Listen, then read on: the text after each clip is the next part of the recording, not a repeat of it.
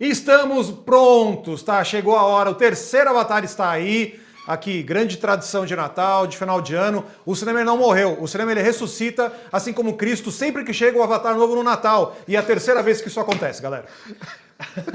Avatar, a maior franquia de Natal de todos os tempos, é pelo menos a mais lucrativa, né? Vamos ver se dessa vez eles acertam de novo. O meu presente de Natal foi sair de um filme de Avatar e falar: bom, Tá vendo? legal, gostei, 3 ovos. Ah, sai daí, Zuliane. É literalmente o melhor Não, mas dos três. deixa o resto da sinopse, que aí eu entro nesse. Vou dar a sinopse aqui, porque a sinopse não importa muito, né? Os filmes são sempre a mesma coisa. Porque assim, a gente tem Jake Sully e a sua família, eles estavam vivendo lá junto com a tribo do Recife.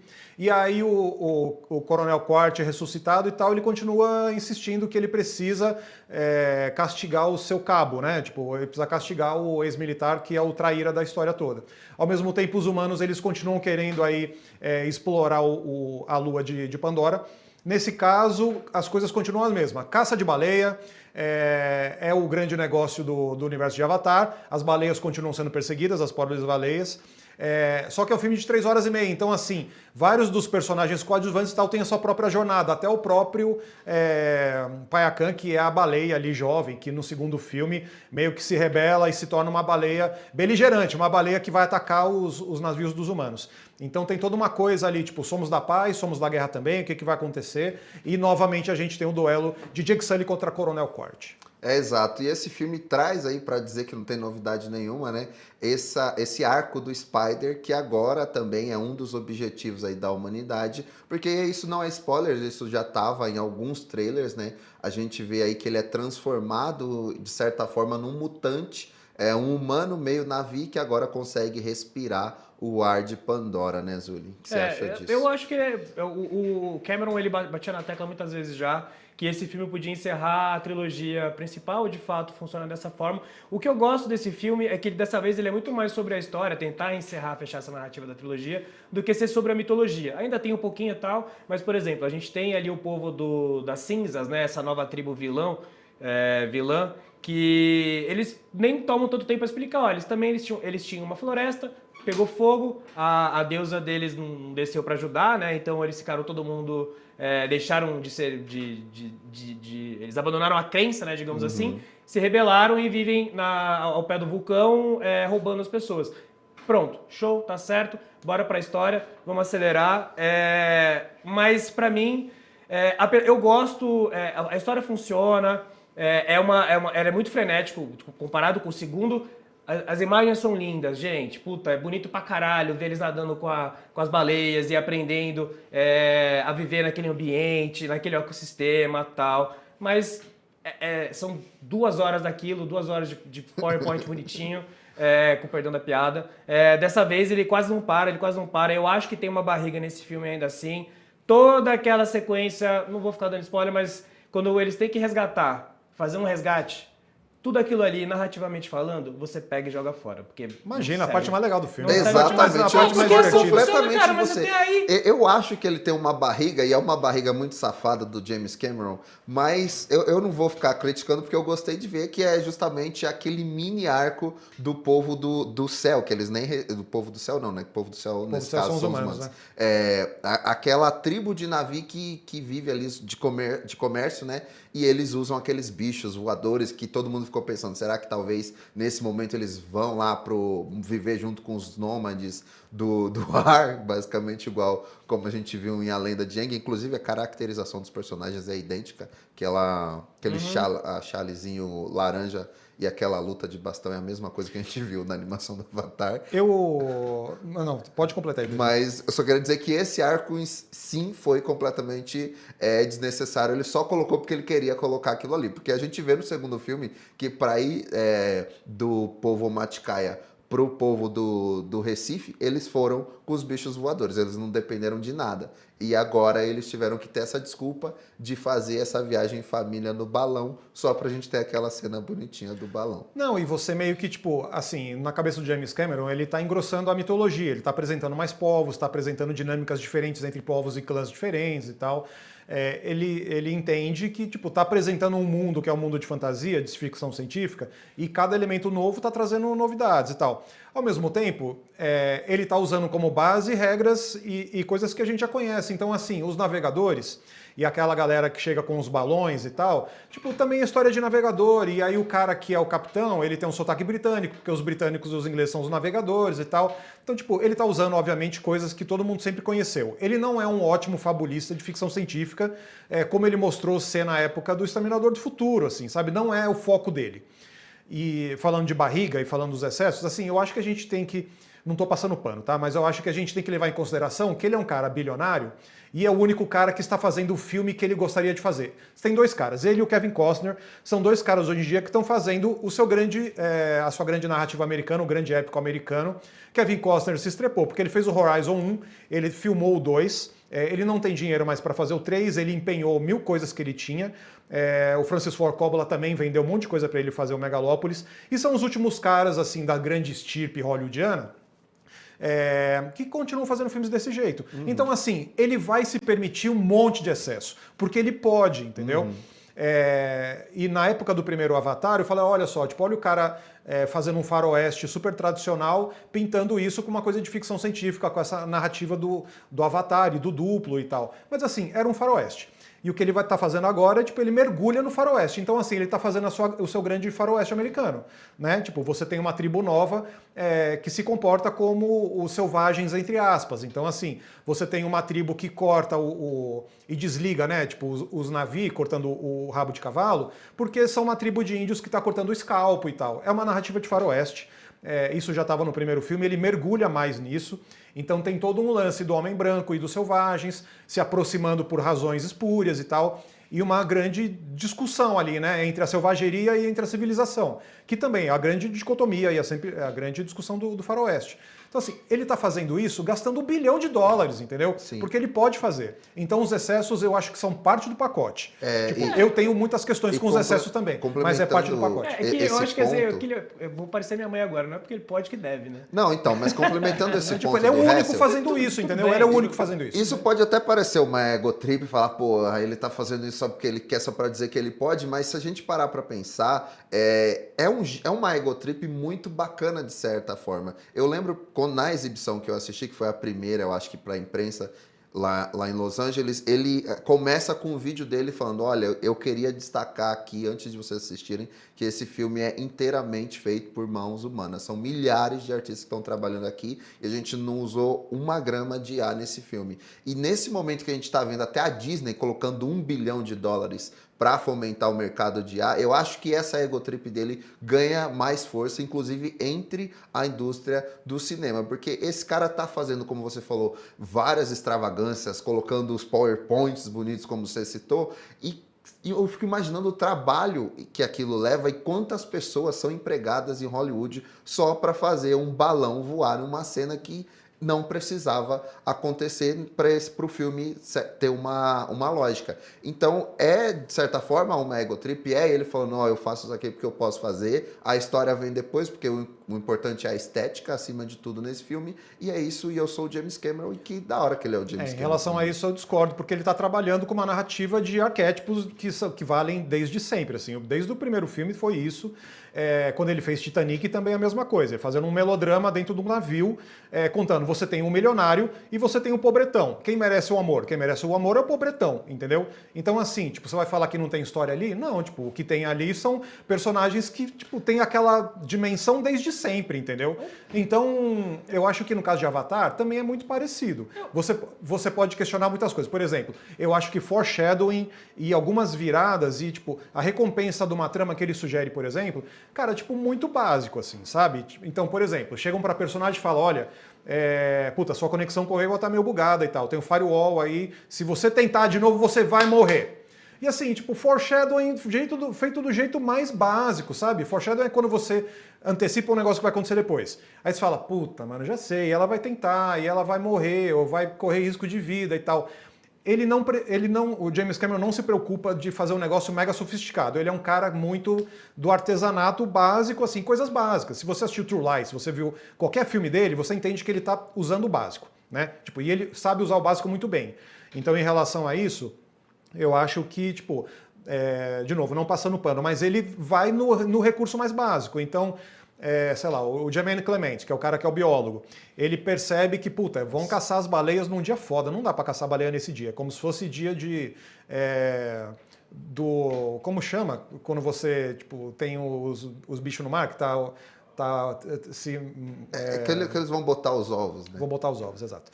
E aí você não pode pescar nesse dia. Uhum. Então, assim, ele tenta proteger. E aí você tem, tipo, meia hora do personagem completando esse quest, entendeu? E, tipo, as recompensas são muito imediatas. E no filme de 3 horas isso cansa, de verdade. Mas é isso, sabe? Tipo, ele entende o básico de uma narrativa de arquétipo. Então, em relação a isso, eu passo pano mesmo. Não é que não tem história. Tipo, tem história, mas é uma história que não é uma história tipo do Christopher Nolan, que ele vai fazer o Oppenheimer, ele vai criar 50 personagens para falar de teoria de física, entendeu? Não é sobre isso. É sobre outra coisa. Eu acho que, pra mim, o problema não é o foreshadowing, o problema não é usar os arquétipos, que, por exemplo, o Titanic tem. Mas eu gosto muito do Titanic.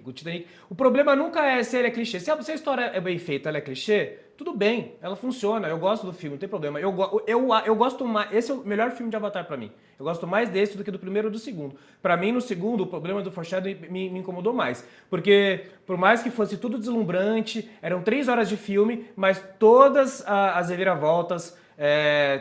Todos os pontos altos da narrativa falavam, vai acontecer isso, vai acontecer isso. Esse, por mais que tenha, o final, cara, eu acho o final extremamente preguiçoso. Eu falei isso acho que eu não tive a oportunidade de conversar com você sobre o filme, mas eu senti me vendo o filme do Rock, que ele dá o soco, o cara cai, acaba, ele faz assim. É a mesma sensação que eu tive assistindo qualquer filme do Rock. Minha questão foi com vendo o final o não final é da nem essa, Avatar. assim. Mas é o porque meu, não, tipo, não é um final ruim, mas depois que você assiste o 1 e o 2 e você entende que o final do 3 é só a junção do final do 1 e o final do 2, isso me incomoda. Mas é por isso que é preguiçoso, porque é a junção do final do primeiro filme e do segundo. Acontece as mesmas coisas. Sim, as consequências são as mesmas. Essa possível redenção do corte. Spoiler alert, essa possível redenção do Quark já foi trabalhada no final do segundo filme, já foi trabalhada durante o terceiro filme, e eles só repetem isso no terceiro filme.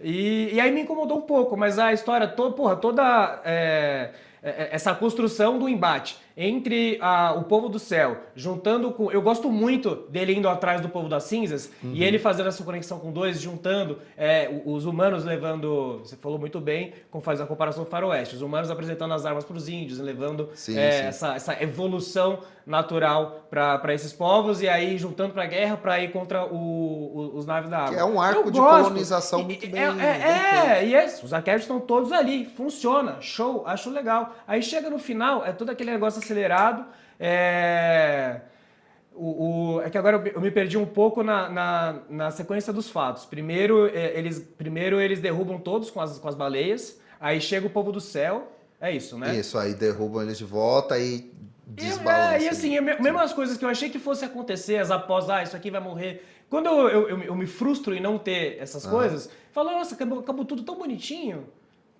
que achei preguiçoso, de fato. Eu acho que é um filme que trabalha com recompensas que são muito essenciais. Não acho que seja preguiçoso. Eu acho que, assim, a linguagem que o James Cameron entende é a linguagem do antagonismo. Você tem um personagem representando o bem, você tem um personagem representando o mal. Eu acho que as pessoas abraçam o Avatar, pode ser que abraçaram por causa da novidade da tecnologia do 3D em 2009.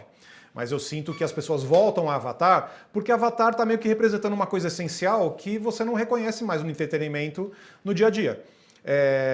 Quando aconteceu o 11 de setembro, foi muito parecido. O Senhor dos Anéis foi uma explosão. Ninguém esperava que o Senhor dos Anéis fizesse o sucesso que fez. Porque era isso, né? Você tinha num mundo muito complicado, onde o bem e o mal estava difuso ali, você tinha um filme que falava claramente. Aquela torre, que é um olho brilhante, é o mal. E a gente tem os bichos do pé peludo, eles são bem. É isso. Entendeu? Então o James Cameron, ele trabalha nesse antagonismo. Então, assim, todos os personagens, todos, não importa, tipo, seja uma dinâmica mulher contra mulher, o velho contra o novo, sabe? Tipo, todas as dinâmicas trabalham em cima de um antagonismo muito feroz, assim. Então, isso pode ser cansativo? Pode.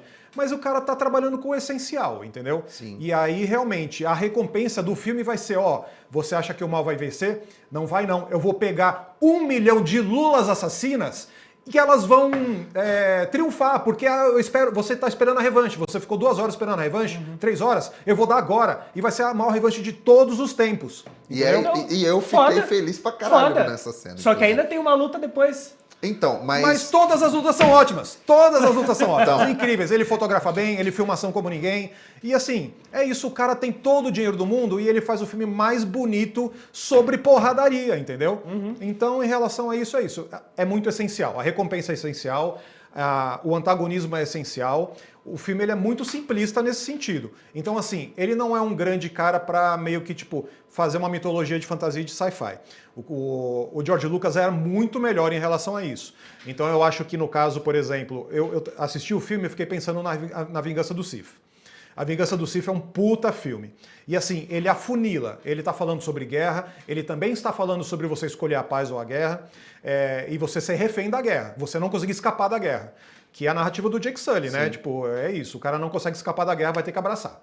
Sacou? Mas o George Lucas, ele pelo menos, ele tipo, tinha uma noção mais robusta de como criar um mundo em cima disso. Vamos sintetizar aí pros ovinhos? Bora, vamos, 15 minutos já. Posso começar? Pode. Manda ver. Então, vamos lá. 2 coisas que eu gostei muito nesse filme é como ele trabalha o desgaste dos personagens, principalmente do Jake e da Neytiri desde o primeiro filme. Então, a gente vê eles ali no fundo do poço mesmo e quando a gente vê eles naquela situação, a gente lembra de tudo que aconteceu desde o primeiro filme, a gente entende a jornada desses personagens. Então, acho que isso é um trabalho que ele construiu muito bem, especialmente no final do segundo filme para o começo desse. Então isso justifica muito o que a gente viu aqui e o que a gente pode esperar de um quarto filme, que eu imagino que vai ser ainda mais feroz, que ele conseguiu de novo revolucionar a questão da exibição. Eu posso estar fazendo um comentário mais enviesado, porque enfim, eu vi numa sala mais especial, mas eu acho que é um filme que consegue elevar ainda mais a qualidade gráfica e deixar essa narrativa de épico que a gente está esperando de Avatar ainda mais legal,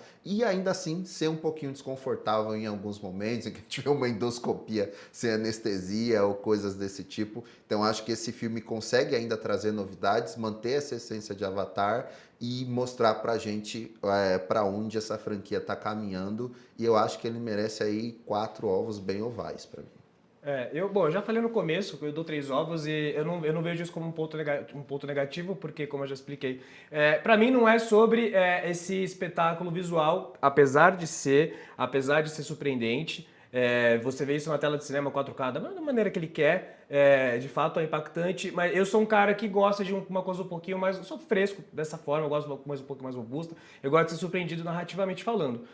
Esse filme, ele consegue me surpreender um pouquinho mais, apesar de todos esses arquétipos que o Harrison muito bem falou, pontuou.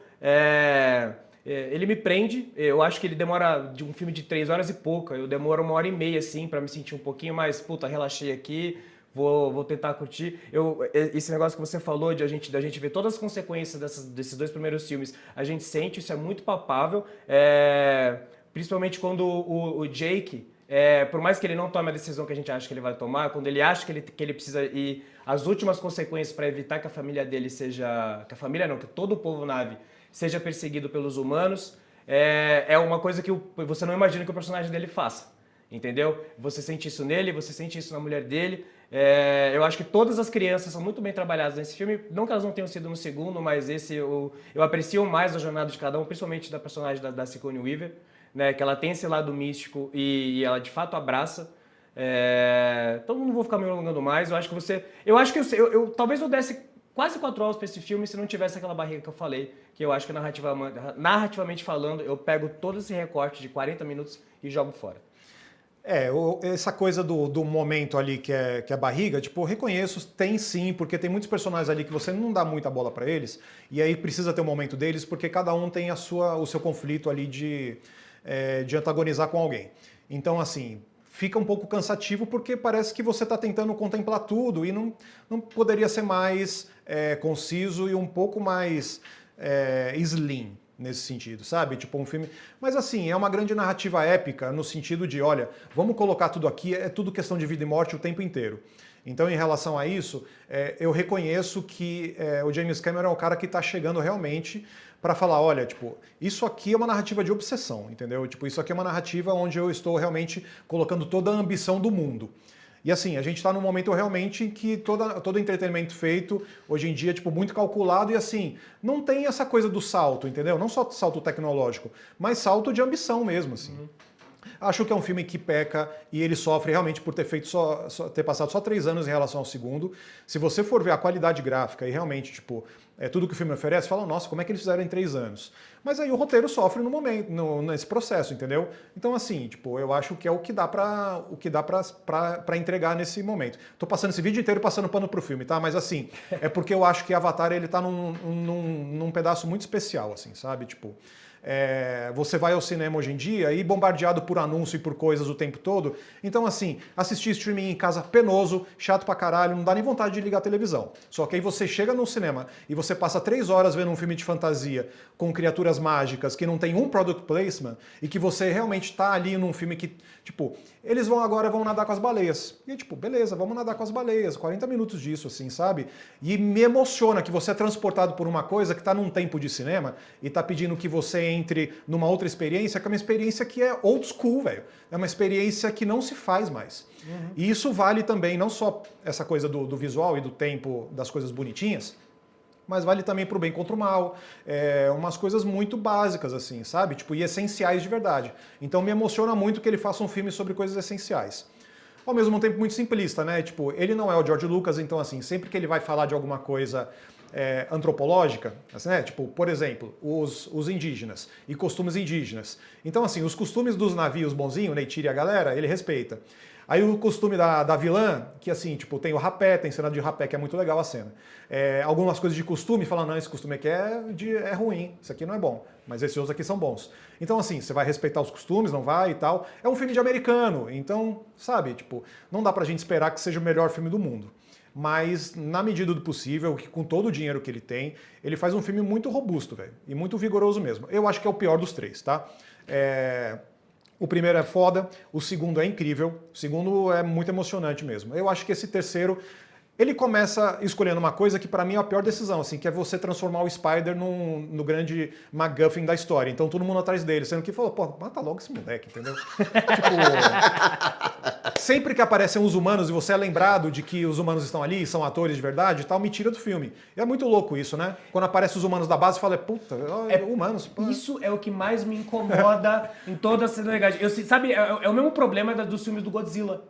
Quando entra a trama dos humanos, eu falo, puta que pariu, deixa os monstrão brigando ali. É realmente, assim, é muito envolvente, tá? Eu acho que esses filmes, eles são muito envolventes e a gente precisa dar o crédito sobre isso, assim. James Cameron é um grande narrador, por mais que seja simplista o jeito que ele enxerga muitas coisas. Mas isso é simplista, mas é essencial.